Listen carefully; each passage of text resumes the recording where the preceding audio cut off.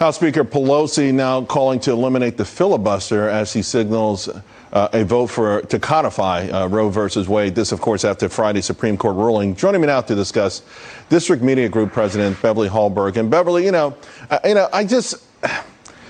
in some ways, I guess we saw this coming, but it feels like if either party starts to say we're going to change the rules when things don't necessarily go the way we want, then we won't have the sort of foundation that we built this great country on in the first place.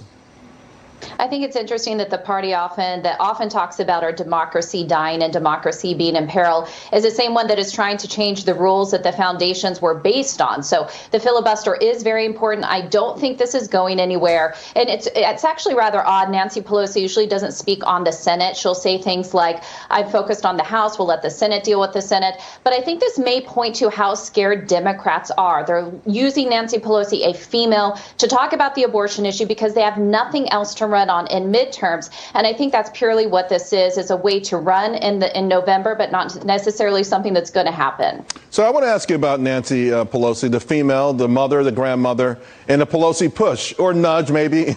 So the video of her nudging the daughter of GOP Congresswoman Mayra Flores, I got to tell you, people are shocked. It was like the old W.C. Fields, get away from me, kid. You bother me. What do you make of it? Yeah, how many times have you seen that video in slow motion? And I will say that the child, she handled this brilliantly, just kept her pose, kept her game face on. So I give her a lot of credit. But here's what I think is ironic. Nancy Pelosi came out and said that this was merely her trying to help the child get into the frame of the camera. But if you're actually trying to do that, Charles, you don't push the child out of the way of the frame. I think this is just frustration on Nancy Pelosi's part. She had to be there for the Congresswoman taking over.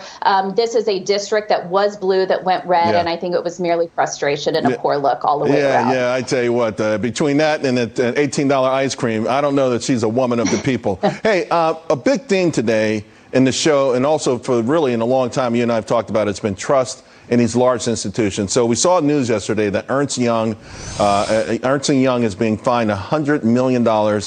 They discovered that employees cheated on their CPA exams. Golly, it's just, where do we go? Like, airlines are canceling flights and they're blaming everybody else. It just feels like everyone's letting us down.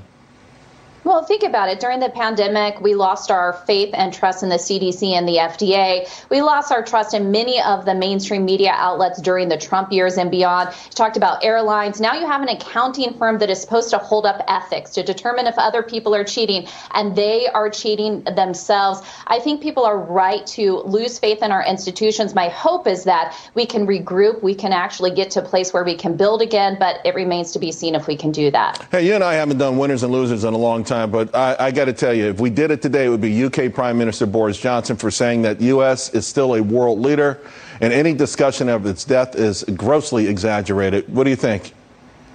I completely agree. Look, it's a popular motto to say that democracy isn't dying and that it's in peril. The reality is, in the past couple years, we have seen states try to shore up elections so that it's easy to vote and harder to cheat. Both Republicans and Democrats have been concerned about our election process, but I actually think we're on the right track with what states are doing. I do, too. I just wish we heard more of that from over there last week or earlier this week. Beverly, been too long. Thank you very much. Appreciate it. Thanks so much.